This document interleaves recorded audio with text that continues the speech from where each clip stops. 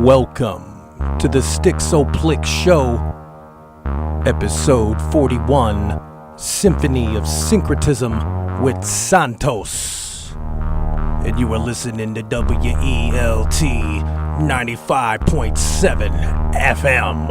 WELT comes to you from the main library downtown via the tower at IPFW.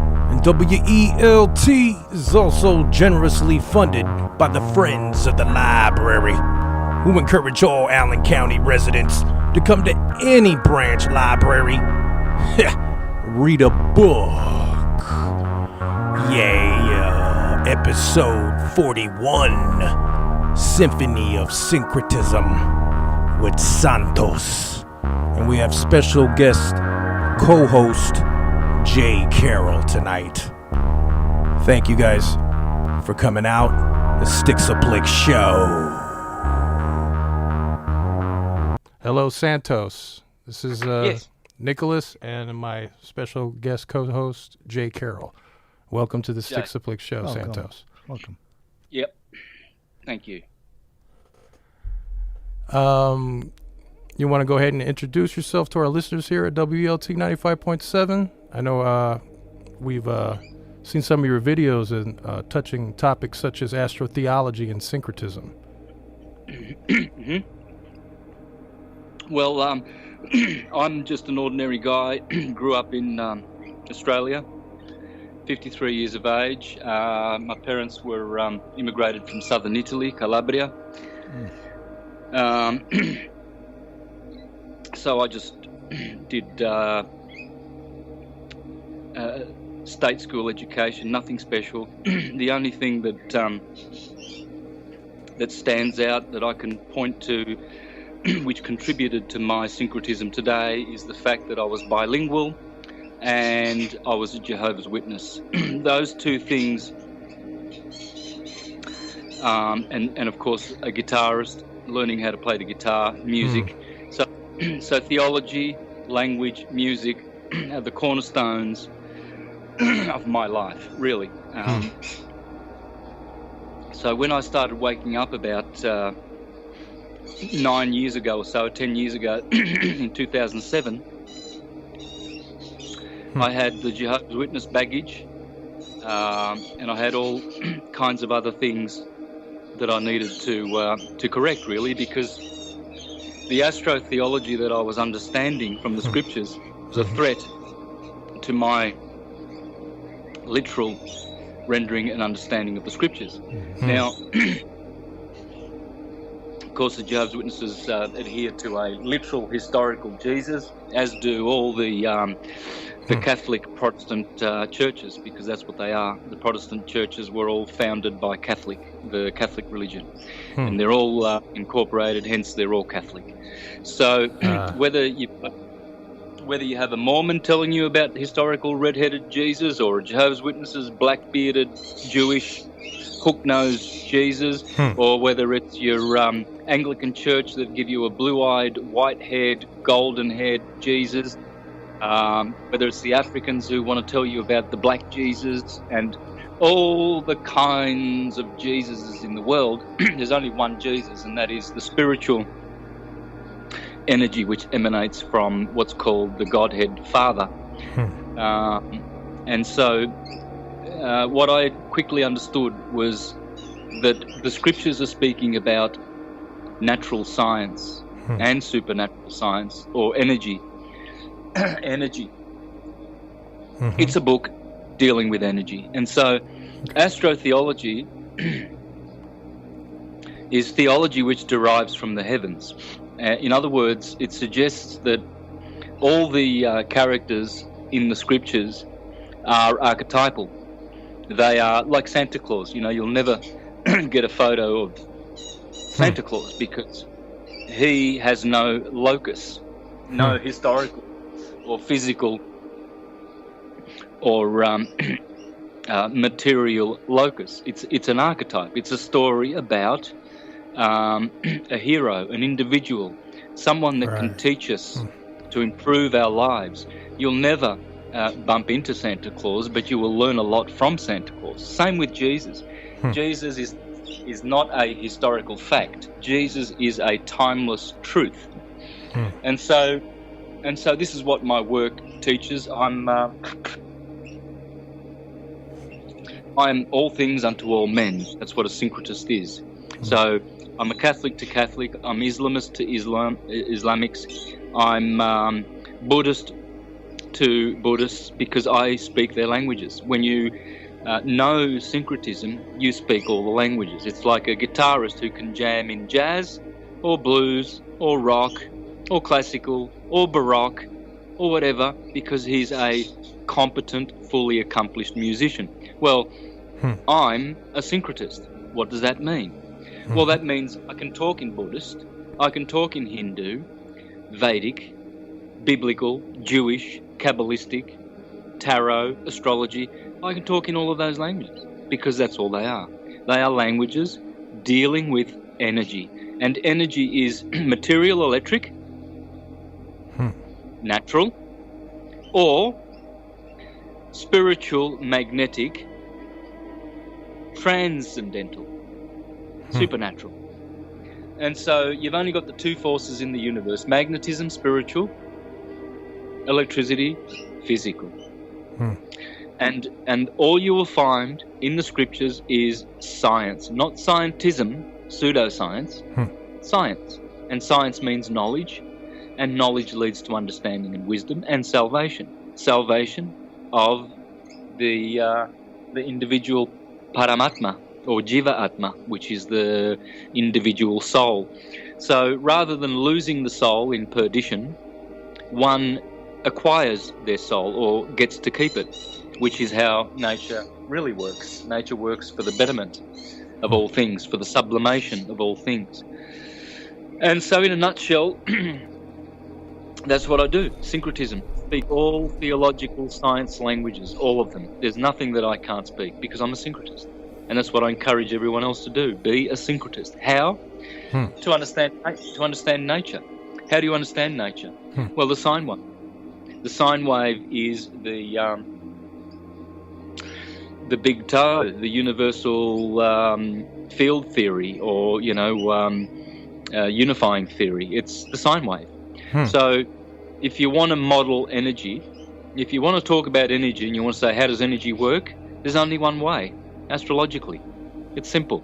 You grab a sine wave, you put an equator on the sine wave, which is the balancing point of the sine wave, and you fill it in with 12 30-degree segments called astrological signs, and then you will understand all things.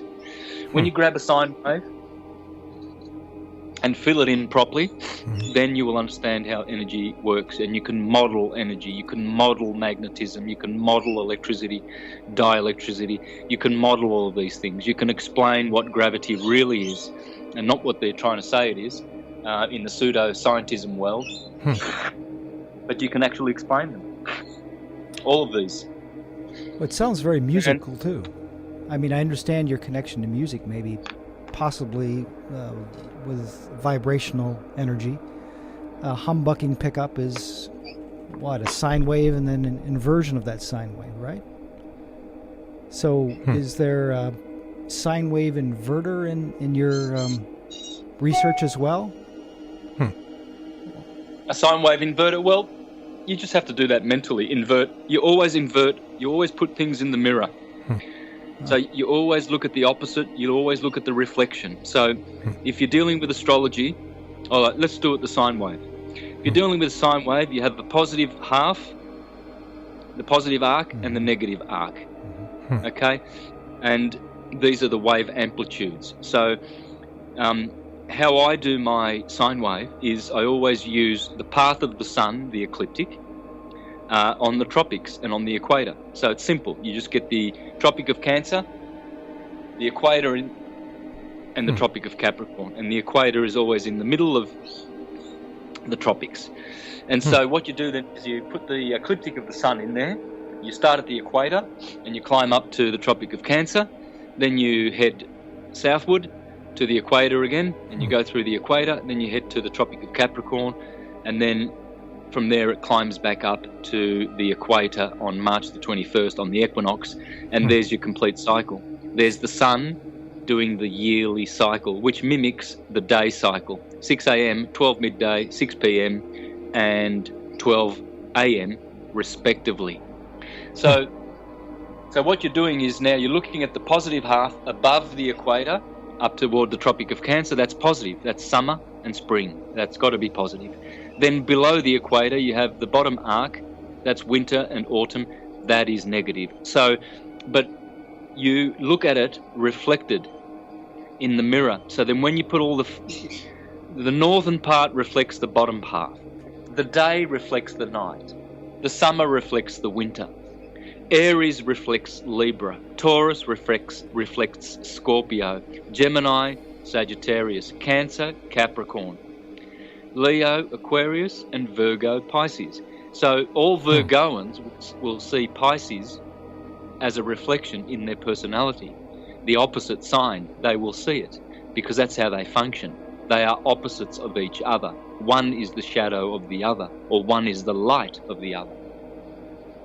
So is there a z-axis? I mean, are we talking about the equatorial sine wave passing through both sides of the Earth as if the world was flat? Or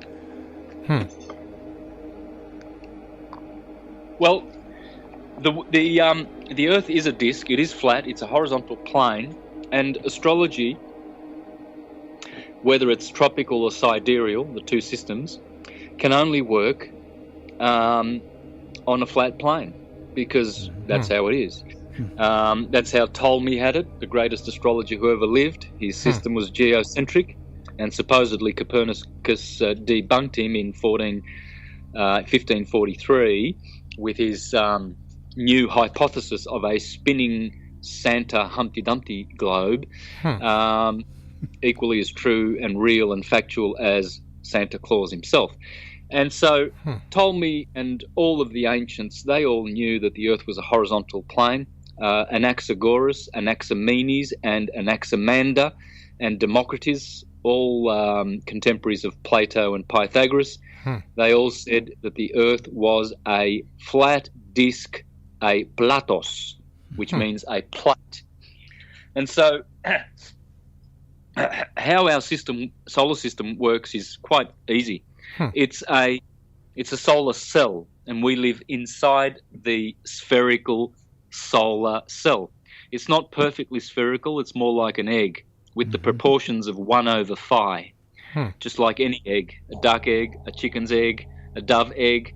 It's all all eggs are to that proportion, 1/π. And so our solar system is like a golden egg of Apollo or a golden apple, and it's a torus field. It's a big donut. And it's the center, or the Yggdrasil tree at the center of the torus field, which is a hyperboloid. That hyperboloid, which is the center of the donut, that's at the North Pole. The outside of the torus field is at the Antarctic ring.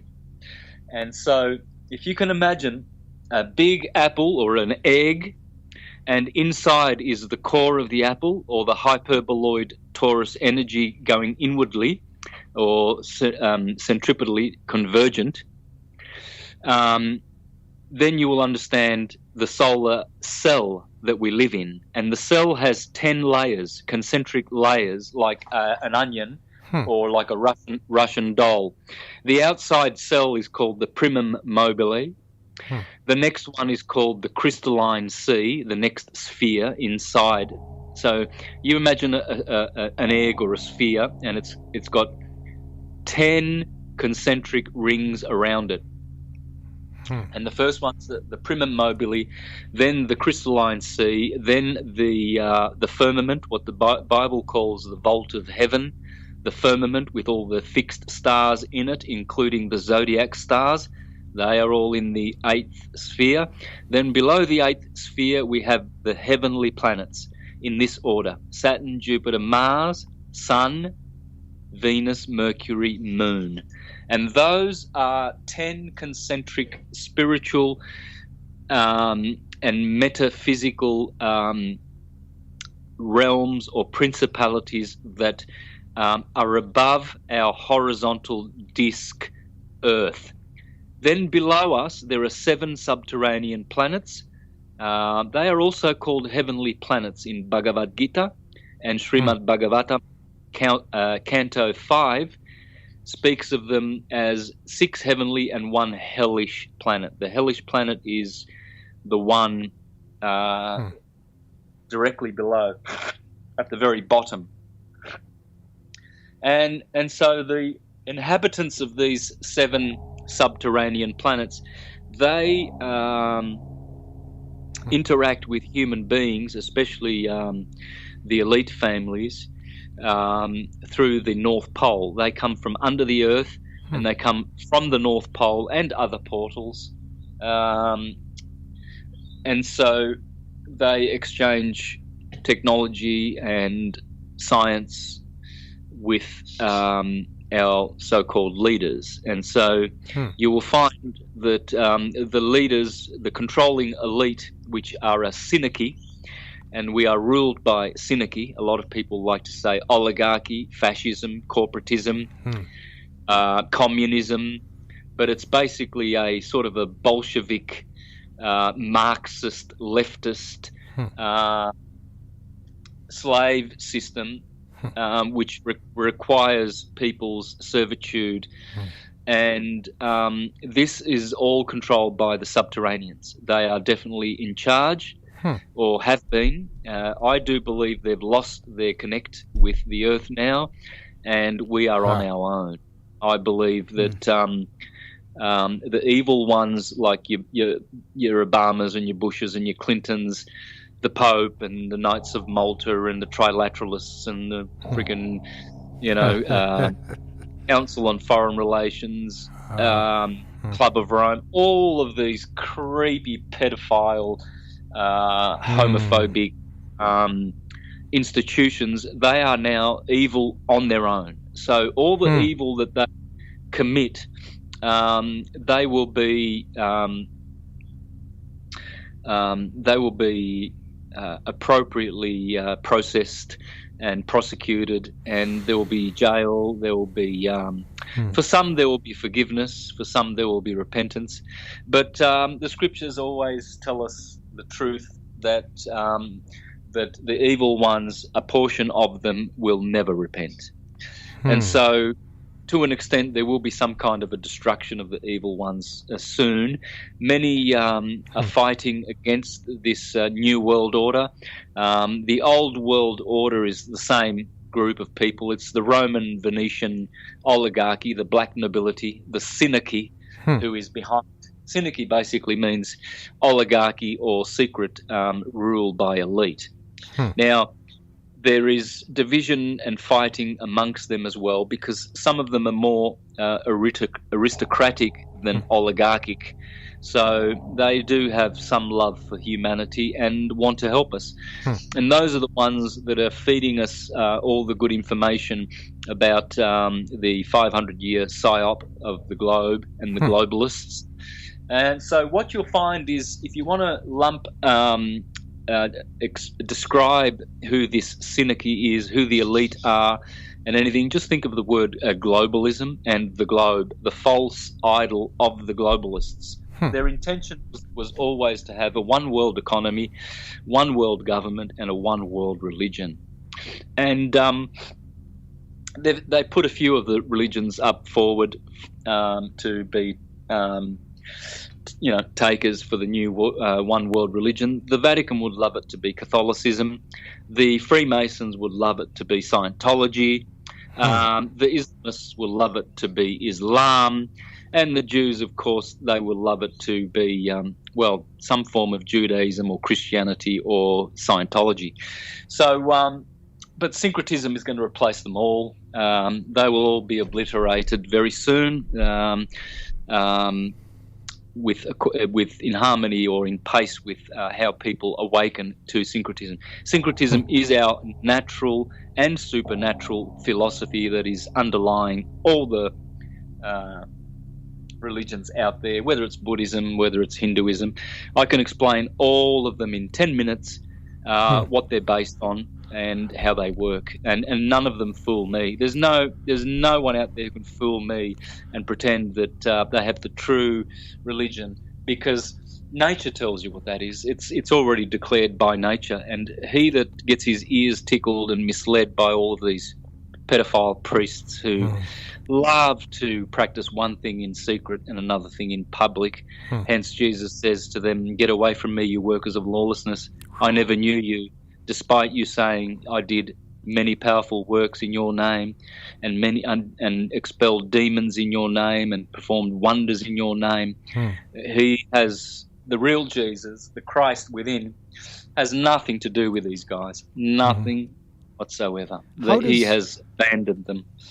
How does one achieve enlightenment as a syncretist, if that is an adequate term? Well, syncretism is the science of light. So they go hand in hand. It's like saying, how does one get full when they eat pizza? You get full. And so the more you study the sine wave, it's what I urge people to do. Just watch my presentations. You're so lucky that I've included Plato, Pythagoras, Buddhism, the Vedic sciences, Mayan religion, Chinese astrology, herbal. I have included everything in my presentation. All you have to do is whip up some popcorn and make a nice herbal tea, invite some friends around, and watch those free presentations. Yes. And what will happen is you will, as you eat a bite of your pizza, you will notice something. Your hunger disappears. And so if you want to get full and illuminated, you've got the best syncretism the world has ever known. Plato, Plotinus, Porphyry, Iamblichus, Julian, all the great Neoplatonists, they, especially Porphyry, because I know he was a vegan and an astrologer, the greatest of all the astrologers, they actually burned. We don't have any of his works. We have his house system, like your Placidus and all of those house systems, but we don't have any of his works on astrology. Well, I wonder why. Methinks that would be because he taught astrology as I do, along the ecliptic, along the sine wave. And so the more you watch, the more you'll be illuminated. How about the astrotheology as far as like the Mayan calendar with the December 21st, 2012 date? Yep. Well, you just mentioned the 21st of December, or the solstice, which ended the 5,000-year cycle of the Mayans. Well, the 21st of December is a solstice. It's a tropical point, and it's in Capricorn. It's the first day of Capricorn. It's called St. Thomas Day because Thomas the twin, or atom unit, have very, very special dates along the ecliptic, which prove that atom is the ecliptic, as I've proven in my presentations. So, as the Egyptians said, all is atum.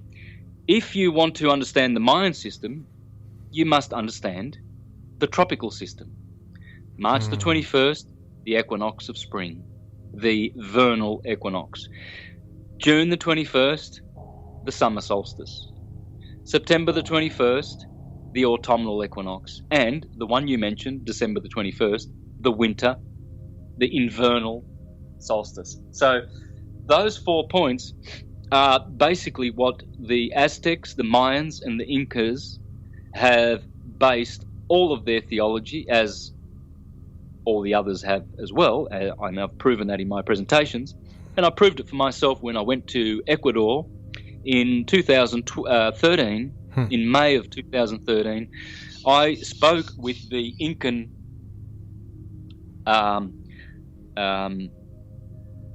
priest of the Temple of the Sun, which he rebuilt, and his name is Cristobal.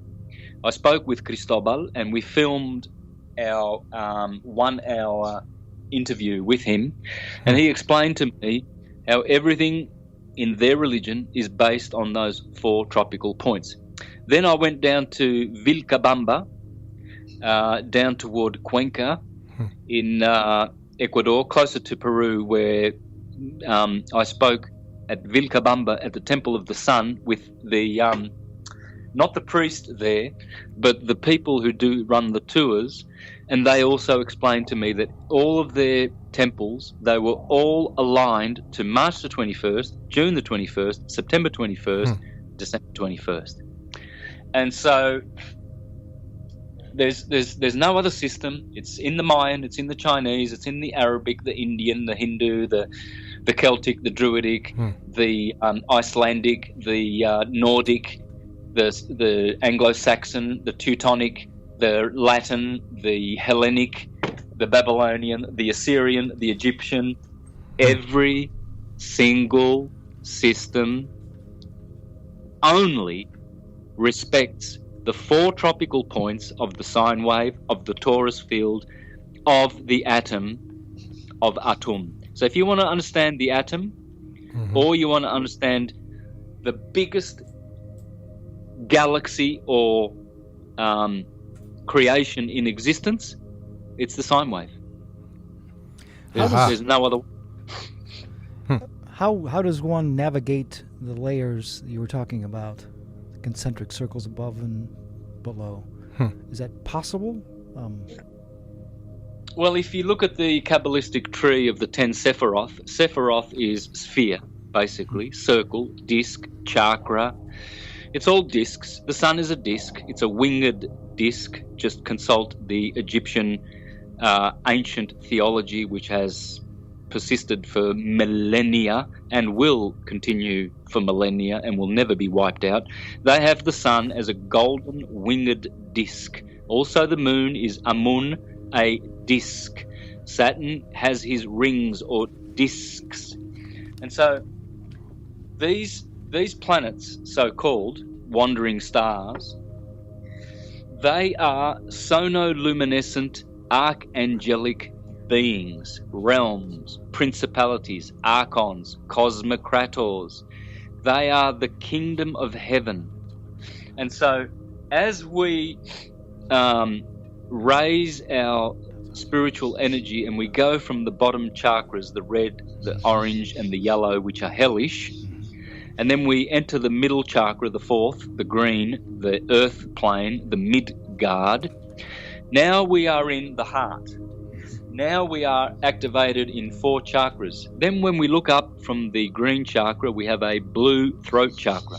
That's the blue sky that you behold when you look up from the green planet that you are standing on and you see a blue sky. That blue, that represents all of the planets that are above our earth plane. And they are first Moon, then Mercury, Venus, Sun, Mars, Jupiter, and Saturn. And that's, of course, in the reverse order to which I gave them to you earlier, because I was going down Jacob's ladder. And as the soul incarnates, it passes through the 7 principalities. First, Saturn. Saturn is Chronos, time. And there we are given the beginning cloakment of our bodies. We are given prudence. We are given all of the Saturnian cloaks. We are given the concept of time, tempo, time, Chronos, Saturn. And space. Saturn creates time and space. He is the principal archetype of this. Then Jupiter gives us rationale, logic, law, justice. Mars gives us willpower. Sun gives us the divine will. Venus gives us sense and beauty and wisdom. Mercury, communication, intellect. As we turn vices into virtues, see, on the way descending down, we acquire the luminaries' cloakments. You see, in Kabbalistic Judaic wisdom, and this is reflected in every system. I'm just picking this one because in the West, mostly we relate to and identify with the Jewish and the Christian. Okay, so but all other systems teach this, and so as our soul descends, it acquires 7 conditions, 7 vices, 7 limitations. They are also gifts. They're not just limitations or conditions. They are gifts from the gods. And our soul descends, and depending on our birth chart and the time we are born, each one of those planets, each one of those 10, will have given us a certain gift. So if you've got, say, Jupiter in Sagittarius rising in a day chart, that'll be magnificent. Your gift will be generosity, magnanimity, and prosperity and good luck in your life if you've got Jupiter rising in Sagittarius, because Jupiter is benefic and Sagittarius is its domicile, so he will be essentially dignified. And so you can walk around and with that feather in your hat, you can say, well, I've got a good Jupiter, but you might have a retrograding Mercury at the time, and so you will have a limitation in your intellect and communication. Perhaps you might have Venus square Mars or conjunct Mars in your chart, and so this is how those 10 principalities give us a condition, a gift, an energy when we're born on the earth plane. And the earth is the Malkuth. It's the bottom of the Kabbalistic tree. It's the opposite pole of Kether, which is the top, the spiritual emanation. And so you have all of these worlds that come down from Kether, and we end up with a physical body on the earth. The earth gives us all the elements that make our body: carbon, hydrogen, oxygen, nitrogen, silica, phosphorus, all of these elements. And so we are composed of Earth's elements, but they're also the elements of the air. The air is nitrogen, oxygen, hydrogen, carbon, argon as well. And so the point is, as we live in our bodies and direct our energies to improve our energies and transform, ascend them, sublimate them, improve those gifts that were given to us by the 10 spheres, then we flip the polarity of those vices and they become virtues. And so by virtue, we ascend. And so we can pass, when we die, our physical bodies will be left behind, but our souls, our etheric body, our life body, astral, celestial, it ascends. It's like water vapor ascends. And they call that evaporate, don't they? Well, condensation and evaporation is the same as what souls do. Everything goes up and down this ladder. And so as we sublimate our nature and we transcend it from the lower nature to the higher nature, from the lower mind to the higher mind, from the material mind to the spiritual mind, from the lower ego to the higher ego, from the material intelligence to the spiritual intelligence, then we will have a certain vibration which will allow our spiritual body to ascend and escape these 10 concentric prison rings that are surrounding us. And it's like a material crystalline home that we've been encased in. It's a prison. And the wardens of the prison are the actual, the 10 or the 7 archons or rulers thereof. And they are Jupiter, Saturn, and all the ones that I mentioned. And so, who are also mentioned in the 7 days of the week, and also in the 7 musical scales. In the Chinese system, they have 7 stringed instruments. They name them 1 per each visible planet. Okay, so they don't say hit a C sharp. They will say hit a sharp Venus. They won't say middle C, or concert pitch or concert C. They will say, whatever, Jupiter. They will talk in terms of the planets for their notes. And that's what it is. Do, re, mi, fa, sol, la, ti, do is nothing other than Saturn, Jupiter, Mars, Sun, Venus, Mercury, Moon. And the same with your chakras. The bottom chakra is the moon. The top chakra is the crown, Kronos, Saturn chakra.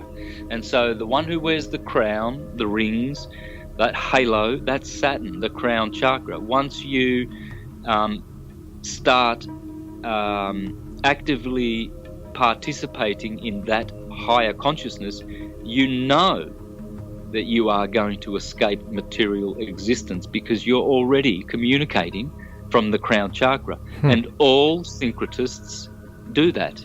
That's what syncretism does. And it's actually the crown chakra being opened that actually enables you to be an integrator, a syncretist, a synthesizer. Before you mentioned that music is a big part of nature. Well, yes, it is. Symphony is the same as syncretize. If you have 100 people playing in a symphony, well, that means they are playing harmony in sync, and they are synthesizing. They are harmonious, symphonic. Symphonic means harmony that is, pleasant to the ear. It's not discordant. It's not dissonant, like chaotic sound. So you've got two kinds of sound in the universe. You've got chaos and order. And the order is symphony and harmony. Harmony is pretty much the same word as hormone. Hor, or Ha, is the sun. Harpocrates, Horus. And Mona, harmony, is the moon. So when you're playing in harmony, you're playing with sun and the moon. So they are symphonic. They have to be. This is what Plato called music of the spheres. Yeah, he wasn't talking about globes. He wasn't saying that, Mars is some kind of a terrestrial globe that you can jump around with your your Mars probes and all. This is all science fiction. This is scientism teaching pseudoscience to parrots.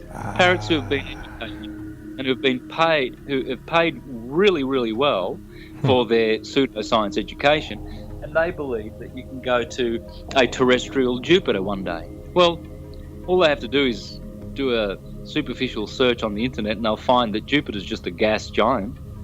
Well, what's that? Well, it's sonoluminescent body. It's not solid. And they tell you in the first sentence in Wikipedia under Saturn that it is a gas giant. So, and Mars is the same. It's not terrestrial. The Moon's not terrestrial. They're gas giants. They're sonoluminescent symphonic spheres.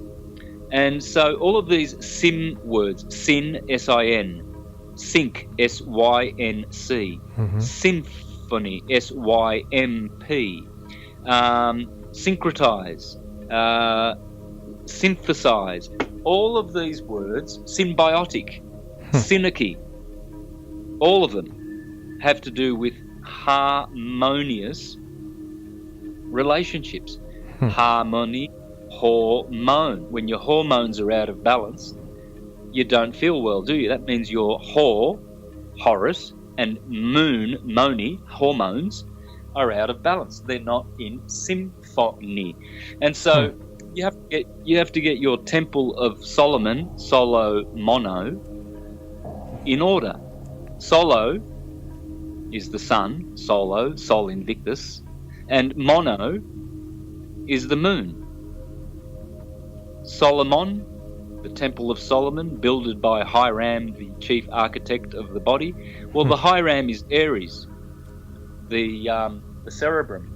Aries rules in the head, the top of the head. The first sign of the zodiac is the cerebrum. Sarah Abram, in heaven, head heaved up. And so your head, heaven, heaved up, Aries, is the Hiram Abiff, the builder of the temple of the soul of man, Solo Mono, the sun and the moon. And so these are all the secrets. The secrets, the answers to all your the truth that you're looking for are in the words and the numbers. If you look at the words and know how to decipher them syncretically, you will understand all things. There's nothing you... As far as like when you was talking about the portals and the sacred energy spots, are these like places like Bermuda Triangle or the Shangri-La and stuff of that nature? Yes, they are. Yes, they are. That around the Earth, surrounding the Earth, is many systems of what I would call reciprocating processional hyperboloid toruses. Now that's a word coined by Ken Wheeler. Ken Wheeler, has a YouTube channel called Theoria Apotheosis. I would recommend you spend as much time in there as you do in my Mr. Astrotheology YouTube channel. And Ken you'll Wheeler? understand... Ken Wheeler. Okay. Ken Wheeler. Genius, the first man in history standing on the shoulders of the greats to explain magnetism. And he can explain it with all of his... You'll see all of his experiments and his testing that he does and his ferrocell, and he shows you the true nature of the torus field, which is the atom, which is the only form in existence. And these are Krishna's cows, Krishna's toruses. You see, Krishna's always blue or black.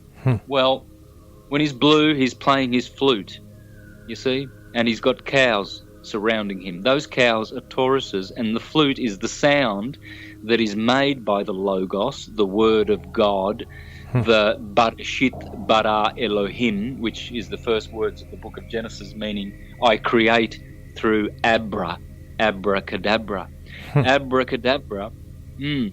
This abra is the word for abrasion, abraxas. Abrasion is what magnetism and electricity do to create all forms, torus fields.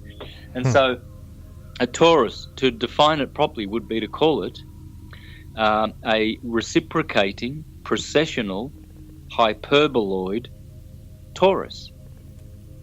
A donut. But it's reciprocating because the poles, there's no North Pole and South Pole that has one energy as opposed to another energy. They're both vortexes, and they're reciprocating vortexes or hyperboloids. And so what that means is from a central dielectric point, locus or plane, you have centrifugal divergent lines of force. And those centrifugal divergent lines of force are magnetic. And once they reach their polarity, their extreme amount of expression, they must turn back and they must become centripetal convergent lines of force, which are now dielectric. So basically an atom is, scientists will tell you that it's a neutron and a proton and an electron, or many of those, and they are correct. The neutron is dielectricity, the proton is magnetism, and the electron is electrification that occurs outside, on the perimeter, on the outside of these torus fields, which we call electrons. This is how stupid scientists are. Deliberately, this has been done from on the very, very top echelons of scientism, the world of the globalism world of scientism, with Copernicus, Newton, Galileo, Galilei, and Einstein at the very, very top of the pseudoscience buffoonery world. They will teach you that the electron is spinning outside, and the nucleus consists. The neutron and the proton, the nucleus, consisting of those two, are stuck together in the middle. Well, this is what they're not telling you. In the middle is the neutron, the dielectric locus, the dielectric inertial plane of all atoms. Then, interacting with that is the discharge. See, dielectricity is charge, Magnetism is discharge, and that's all that's going on. There's nothing else going on. Charge, discharge. There's no such thing as positive charge and negative charge. That's hocus pocus, shonky pseudoscience. There's only charge and discharge. Voidance, countervoidance. Dimension, intradimension. Spatial, intraspatial. Magnetism is spatial, it's feminine. Dielectricity is intraspatial, it is masculine. It's black light, magnetism is white light. So when you see the yin and yang symbol and it's black and white, well, it's telling you the nature of the world. That is the big toe, that is the sine wave. Have a look at the yin and yang, and in the middle, Sine wave, yes. it's sine wave. One side is black, one side is white, because those are the two non-colours, which we call colours, that produce all the coloured material effects that we see, and those are red first, and then blue. Red shift, blue shift. All atoms have red shift, blue shift. All galaxies have red shift, blue shift. All stars, red shift, blue shift. All torus fields. All your police cars have red light and a blue light. You've got red light disco, you've got blue light disco. You've got red light area, you've got blue light area. You've got take the red pill or take the blue pill. You've got the hot red tap or you've got the cold blue tap. Yin and yang will be either black and white or red and blue. Have a look at the South Korean flag. The South Korean flag is nothing other than the yin and yang, red and blue symbol, because red and blue is telling you about electricity only. It doesn't tell you anything at all about magnetism, which is white, and dielectricity, which is black. And those are the two colours which interact with each other, charge, discharge, which produce electrification and all phenomenal effect. Your body, the clouds, the butterflies, the stars, dust particles, sine waves of all kinds, they are electrical effect. What's the difference between magnetism and electricity? Simple. Magnetism is the longitudinal wave, horizontal. Electricity is the vertical, transversal wave, the Hertzian wave. Magnetism is the longitudinal, standing, scalar wave. This energy is unlimited, undifferentiated, unconditioned, and it is omniscient, omnipresent, and omnipotent. Electricity is just a shadow, a weaker force of magnetism. It is transversal, it has vertical componentry to it, therefore it is slower. So when scientists talk about the speed of light, they're talking about electrical light. They have no clue about magnetic light, which is instantaneous all over the universe at all times at one moment. There is no such thing as the speed of light in magnetism. That light, that luminescence is it's timeless, it is unconditioned. There's no limit to it. Whereas electrical light, it can go up to 186,000 miles a second, or it can be slowed down. It depends on the medium. If you put light through water, it slows down, and so it's not constant. Whereas magnetic light is constant. That's the God. That's the spiritual God, Radharani and Krishna, the black light and the white light. These are unconditioned. Electrical red and blue is only conditioned. Is there an electrical envelope for reincarnation? Got a charge and a discharge. Was as far as the cycle of life and death, as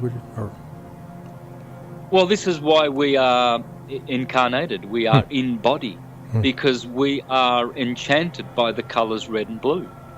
Those colours excite us, and so we are seduced by red and blue. And the devil is red, Satan, the ruler of this world, old man Kronos with his scythe and sickle, who comes in the day before he takes you away, out of his 10 spheres of prison.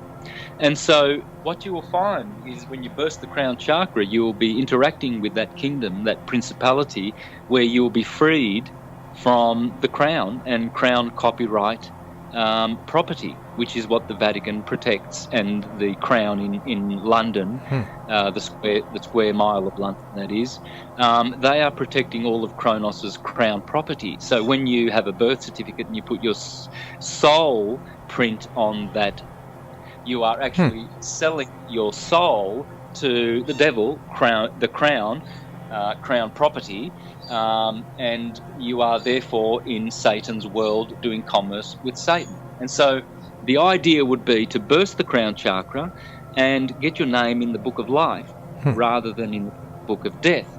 And so going back to your question, why we're incarnated is because we have been seduced by all of the seductions here on the earth. We've got great sex down here, haven't we? We've got great... so we're indulging. Yeah, the prodigal son. He leaves his father's kingdom in heaven. He goes down to sleep with the prostitutes and drink with the imbibers of intoxicating. And that reminds me of the whole dynamics as far as with the Nibiru and Anunnaki and Nephilim. Or we could maybe touch on that subject. You think it's like, as far as public institutions, like we're just saying, like mysterious planet is coming, it's behind Neptune, and as far as the dynamics of the universe, all these public institutions like NASA, DARPA, CERN, Keck, or any others, HARP, or are we being misled by these public institutions, NASA, stuff like that? Yes and no. They do tell the truth partially. It's like a disclaimer or a legal out for them. They know that their intentions are evil, and so they dumb us down with our educational institutions, both religious and secular, both sacred and secular. And so the priests are dumbing you down, and so are the lecturers and teachers and professors in the institutions. And because on the highest level they are doing this deliberately and with evil intentions, they must tell you what they're doing to you. So when they talk about Nibiru, they're actually talking about something that is true, but the disinformation that comes with that is what needs to be sorted out. Now, Nibiru won't be coming from out of space. That's not going to happen. Nibiru will be a body that's already in our solar cell. So our sun's only a few thousand miles high. You can tell that a number of ways. There's a number of ways of telling that the sun is very, very close to us and not 93 million miles away, but there are orbs and planets and objects. So there and is bodies. There is a distance manipulation as far as like between the planets and the universe dynamics. We're being misled what the true numbers are then. As far as you said, it's not 93 million miles away, the sun, so then we're being fed false information as far as what the numbers are with that, or maybe it's time. Time. Well, the sun is both variable speed and variable distance sun. The sun is never in the sun is never ever in the same distance from the Earth. It's always changing all the time. Because the sun and mainstream science teaches this too. So this is not new. If you go to Wikipedia, for instance, if you want to do a superficial 5-minute check on this, just go in, check the words aphelion and perihelion. Okay, so when you do a study of these, you'll find that on July the 4th is perihelion day, and aphelion day, and January 4th is perihelion day. Now, what that means is that academia teaches, and it's a true fact, that the sun is closer to the Earth in January, on January 4th, on perihelion day, than it is 180 degrees or 180 degrees later, opposite, on July 4th, Independence Day, which is also called aphelion day, which means the sun is furthest away from the Earth on July 4th. On January 4th, the sun is closest to the Earth. Well, they say that there's a distance, there's a difference of 4 million miles. So the 93 million miles is the average, you see. Okay. But if you scrap that and you consider that the sun is between 3,000, 5,000 miles above your head, you will have something closer to the truth. Now, at the Tropic of Cancer, around July 4th, 10 days after 2 weeks exactly after the June 21st solstice, well, the sun is further away from the Earth. Mainstream, as I just explained to you, mainstream science already teaches that. Okay. So that when the sun's in the around the Tropic of Cancer, it's way further away from us than when it's at the Tropic of Capricorn. So if you look at the sun's journey above our flat Earth like an Indian teepee, and the top of the teepee is Cancer and the bottom is the wider part of the circle is Capricorn, and in the middle is the equator, that's exactly what's going on. So right now, it's November, December. In 3 weeks' time, we're going to have the winter solstice. Well, that occurs at the Tropic of Capricorn. 2 weeks later, on January 4th, will be perihelion day, and the sun will be closest to the Earth. So it's something to celebrate. Those 2 weeks are full, chock-a-block full of celebrations. You've got Christmas on the 25th. You've got New Year's Day, January 1st. You've got Epiphany on the 6th of the January. You've got the Day of Circumcision on the 1st of January, New Year's Day. You've got all of these sacred celebrations. Why? Because the sun is in Capricorn, where Saturn rules in the winter, the cold winter, which is the true hell, cold. And what's going on is that the sun is closer to the Earth. Hence, that's why the sun, in summer here, you see, we are experiencing our summer here in the so-called southern hemisphere. Well, the sun is much bigger than how you see it in the so-called northern hemisphere, because it's closer. In December, the sun is much bigger than it is in June, because in June the sun is further away from the Earth than it is in December when the sun is in Capricorn. And so it's going up and down a vortex-shaped TP, and it's compressing and expanding. When it's in Capricorn, it expands. When it's in Cancer, it compresses. And so you can understand that when it's doing the bigger circles at Capricorn in Antarctica, it's travelling faster, but it's not physically travelling faster, it's an effect. It appears to travel faster, or it covers more distance, but it's still travelling the same speed. It's an effect. It's like the sun is a projection. It's not where it is. It's in the heavens, of course. It's in the dome, illuminating our atmosphere, but it's a projection, like a rainbow. You know, a rainbow you can't physically grab a rainbow and pick it up and fold it and put it in your pocket. It's not there. It's an appearance. It's an apparition. It's a phenomena. It's a holographic projection. And so the sun is projected from the North Pole, from the pyramid. There's a massive mountain there of gold, or part of it is gold and part of it is lapis lazuli blue. The top portions of it, it's like a pyramid, and it's a mountain. It's called Mount Meru, Mount Shambhala, and this is a magnetic mountain, and that's why all our compasses point to the center of the Earth, in which we call north, erroneously. That mountain there, that is the point that projects our sun. So like a magnifying glass, you can actually burn a hole through paper if you focus the light of the sun through a magnifying glass onto paper, right?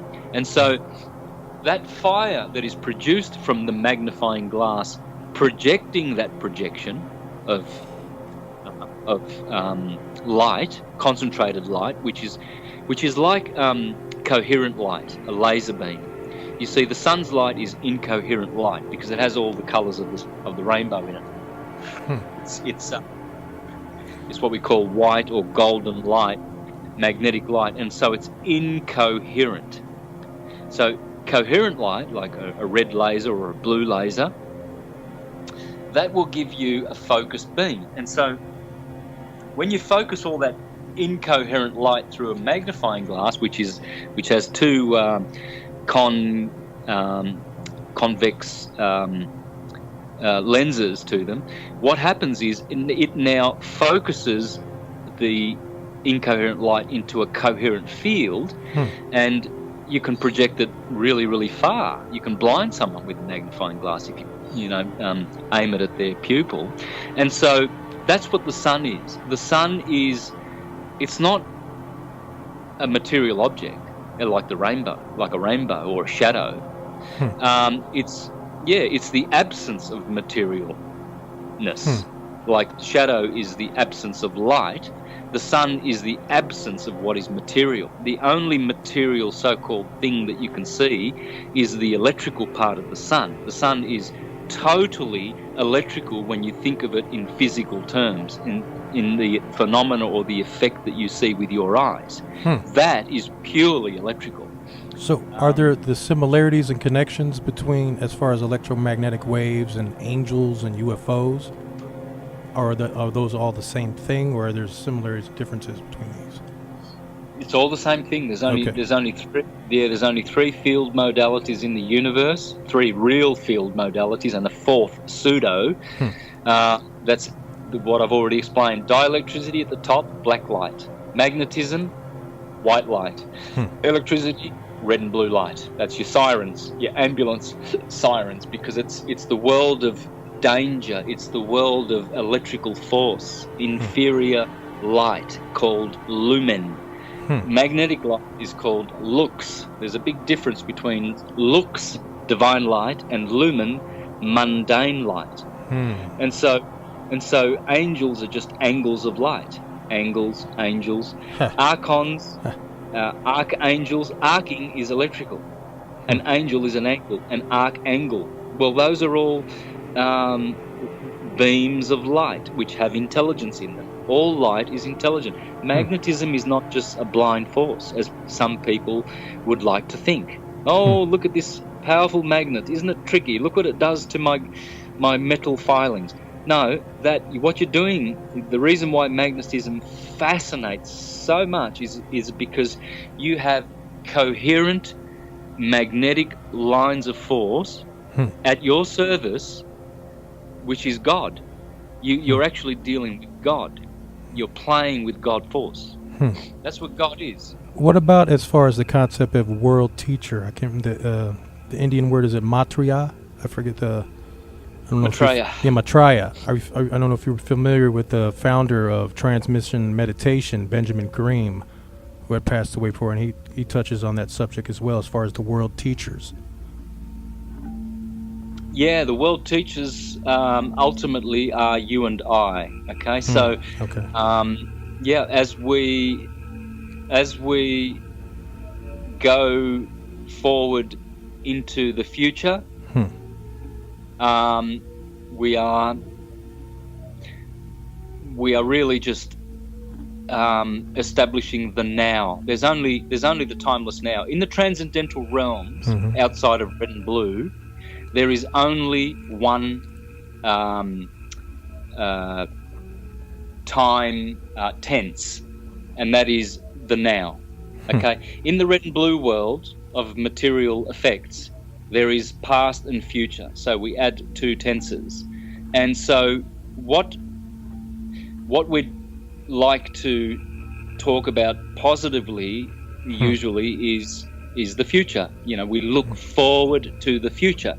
But in the future, all you're going to do is you're going to bump into the you, the full you, which was always there in the now, in the transcendental realms. So all you're going to do is you're going to bump into Maitreya, you, So is this like a kind of a form of a remembering as mankind and amnesia? I don't know if you're familiar with those concepts as well as like Velikovsky, Earth and Upheaval, Worlds in Collision, Mankind and Amnesia. It is. Well, in Mankind and Amnesia, he explained very well how it is that we've forgotten all of our ancient cosmogonies and cosmologies and methodologies, epistemology, and we've forgotten how to read the transcendental science, you see. So what we've done is we've literalized the all. We have made these accounts literal and factual, which is what Hebrews warns us against. It says the letter of the word kills, the spirit of the word vivifies. And then in Galatians chapter 4, the Apostle Paul teaches that all of these biblical things, they are all allegories. They are all anagogic. They are there to teach us literary truths, not literal facts. Right. The ones who are fighting about blue-eyed Jesus, black Jesus, red-haired Jesus, Caucasian Jesus, they will always be fighting because they are arguing about facts and not truths. That's fascinating you talk about that, because me and Jay were talking about that last night as far as also with Christ delusions. There was that book, was it called The Three Christs of Ypsilanti, with the three patients all claim to be Christ.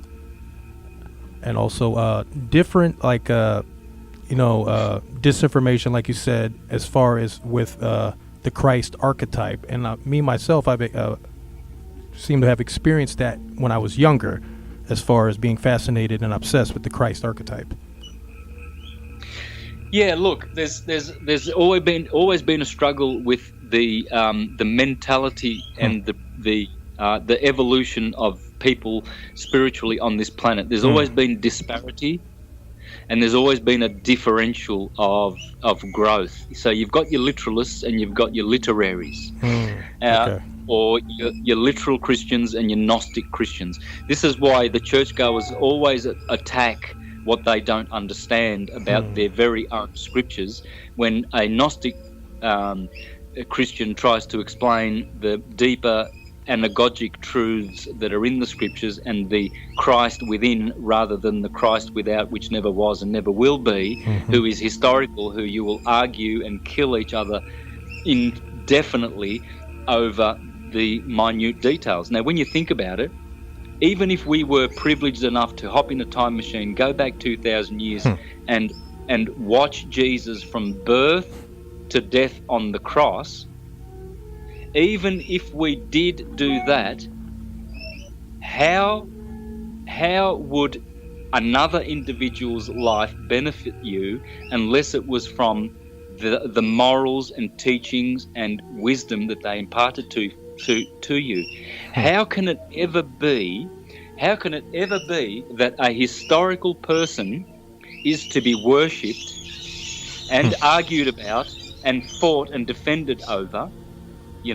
How can those crystallized, fixed, boxed up truths, which we only have a fragment of? I mean, the Gospels, the so-called canonized mainstream Gospels, there's millions of Gospels. There always has been and there always will be, because their antiquity, no one knows the true antiquity of the Nag Hammadi and the Dead Sea Scroll Gospels, for instance.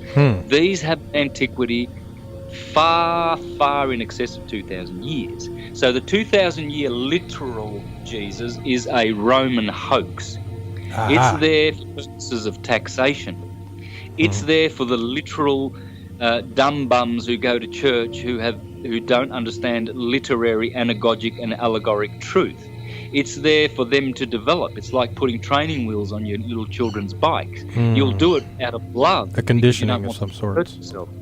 Yeah, but you won't say to your child when he's 21, no, son, you can't take those training wheels off, my dear, because I love you and I don't want your knees I don't want you to skin your knees and fall over and break your neck. You must continue with your training wheels. Imagine that.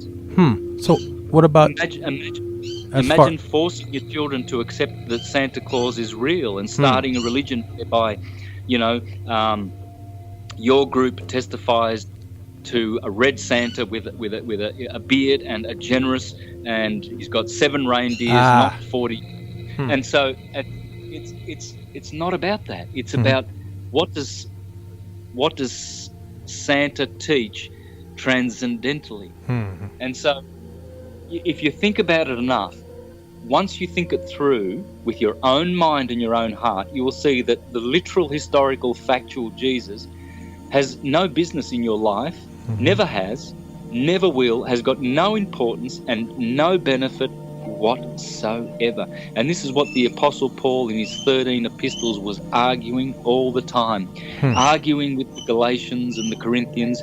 Oh, you babes in Christ, I cannot speak the deep and profound wisdom of the Christ with you because you are still drinking the milk of Christ and you are still based in the fundamental teachings of Christ and you have not progressed. I will leave you be because you are children. I will not hurt you and I will not interfere with your karma and your own life energy because you're not ready for the truth. Goodbye, and I will direct all my deeper esoteric Christian teachings to the ones who are eating the meat of the Christ and not the milk of the Christ. Like little babies. Little babies drink mummy's milk, yeah? That's the same with the churchgoers. They are being drip-fed droplets of milk. Literal, historical Jesus came. He's going to come back and return, but there's no present Jesus. Jesus is never present. He's always in the past tense, coming and going. He came, he's coming again, he went, he disappeared. He's there, no, he's not. He's hiding behind the clouds. Yeah. He's sitting on God's right hand, when all along Colossians 1:27 and 28 tells you where Christ is. It's in your heart. It's in you. As far as what Revelations, then, how would that be interpreted? Is that we talk about remembering our nature as far as what our purpose is? What's the interpretation for Revelations? Revelation is the most amazing, wonderful, transcendental book you can ever read. Right there, it tells you how to become a Christ. It tells you, it gives you the model. It tells you that you have to open the 7 seals, and the lamb and the lion are the ones who are worthy to open the 7 seals. And who are the lamb and the lion? Well, it's Aries in the head and Leo in the heart. And so once you burst the heart chakra, which is a fire chakra, Leo is fixed fire in astrology, and then once you ascend through the throat chakra and the pineal and the third eye, and then you get to the crown chakra where Aries, the Lamb of God, is, then you have opened the 7 seals, and the angels will blast their trumpets, and you will hear the sound of salvation, because it will be the sound of consciousness. Your consciousness will awaken. You will see nature how it is in wave form, not particles, because there are no such thing as particles. There are no photons. There are no electrons. There are no particles in the universe. And you will only see that when you burst the heart chakra, Leo the lion. Hence, look behind this is why. Yeah, this is why Jesus says, or the St. John in his vision of Apocalypse, the unveiling, he says, and only the lamb and the lion were worthy to open the seals, the lion of the Judah. Well, that's because you have to open your lion heart chakra, the thymus gland chakra. Thymus is Thomas, the twin gland in your heart. Thomas means twin. And Thomas. Your crown chakra, the pineal gland. Pineal is basically the pine cone or the pineal gland, which opens and governs the endocrine system along with the pituitary body. And so once you line your lamb and lion, and as Isaiah says, the lamb will lie down with the lion and there will be peace and paradise on earth. This is because once those 2 chakras are connected and the lamb is lying down with the lion, you have consciousness, and you have what's called ascension, and you have raised the Christ. You have lifted up man, as Jesus said to Nicodemus, and you are born again. Now, what about your interpretation as far as the Enoch is concerned with the... Because you're talking to me about ascension. Can you hear me, Santos? Hello. Hello, Santos. I don't hear anything in the background anymore. Hello, Santos? Santos, can you hear us?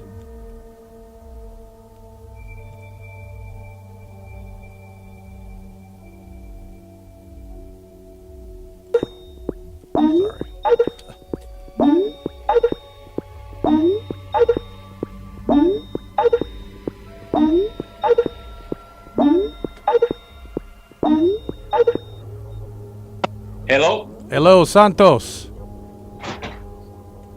Hey, the last question I had for you before it broke up there for some reason was about your interpretation as far as the Enoch. Okay, Enoch is Hermes. It's important to understand this. The book of Enoch and the emerald tablets of Enoch or Hermes or Mercury or Thoth are one and the same character. So it's Hermetic science. When you study Enoch, you are studying Hermetic science. They are one and the same. It's just a different name. Okay. So gotcha. my point is this.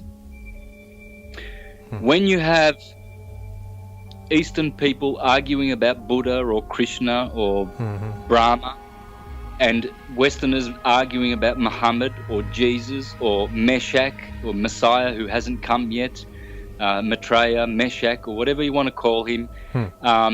Some say he came 2,000 years ago. The Jews say no, he's yet to come.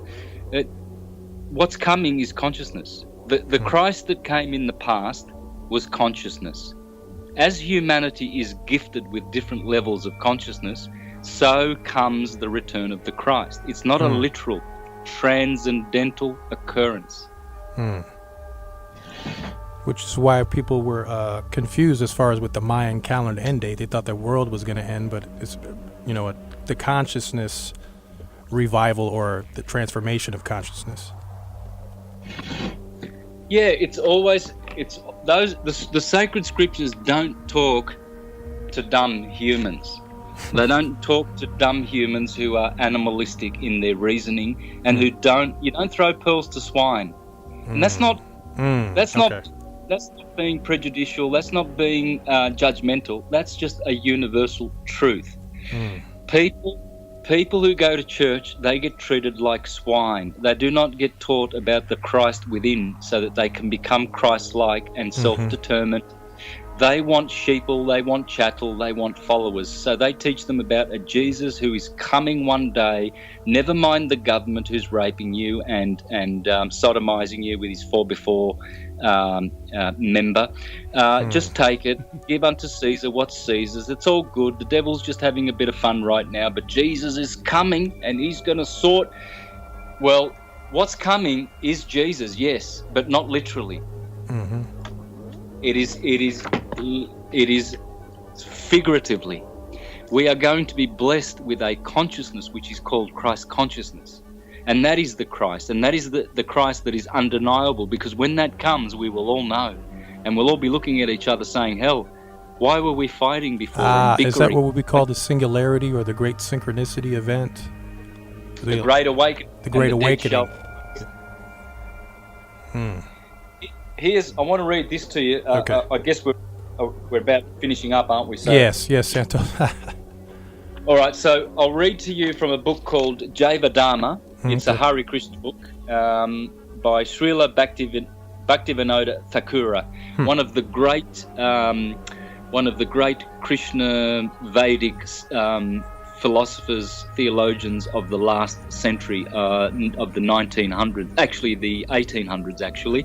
And this is what he said about the difference between the great, vast differential between literalism and literary truth. Okay? He says this. So someone asked him a question, says, Sri Krishna takes birth because, of course, 5,000 years ago, Krishna, the other Christ in the East, he were also incarnated on the earth, right? So we had Krishna, baby Krishna 5,000 years ago and baby Jesus 2,000 years ago, right? Well, they're one and the same individual. It's not. It's absolutely the same individual. It's a transcendental phenomena. It's Krishna not consciousness, Christ consciousness. Okay. Absolutely same stuff. So it says Krishna takes birth, performs activities, and gives up his body. So how can his form be eternal? Lahiri Messiah asked. The answer, Sri Krishna's form is Shad Chitananda, ever existing, full of knowledge and completely blissful. Babaji replied. His birth, activities, and giving up of the body have no connection with mundane matter. Okay, pay attention there. His birth, i.e. baby Jesus in the manger. His activities, casting demons out of people into swine, healing the daughter of Jairus' daughter and bringing her back to life. Activities.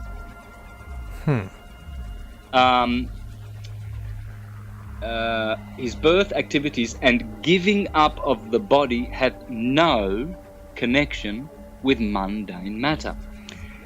Then why have such descriptions been given in Mahabharata and other scriptures? Babaji answered, the eternal truth defies description, for it is beyond words. The pure soul, in its spiritual aspect, sees the transcendental form and pastimes of Sri Krishna. When he describes that supreme reality through words, it appears just like worldly mundane history. Those who are capable of extracting the essence from scriptures like Mahabharata experience Krishna's pastimes in a specific way.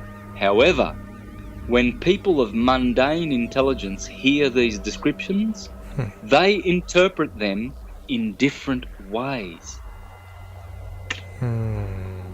When one meditates on the form of Sri Krishna, the conception which arises in the heart is limited by time and space, Lahiri Messiah said.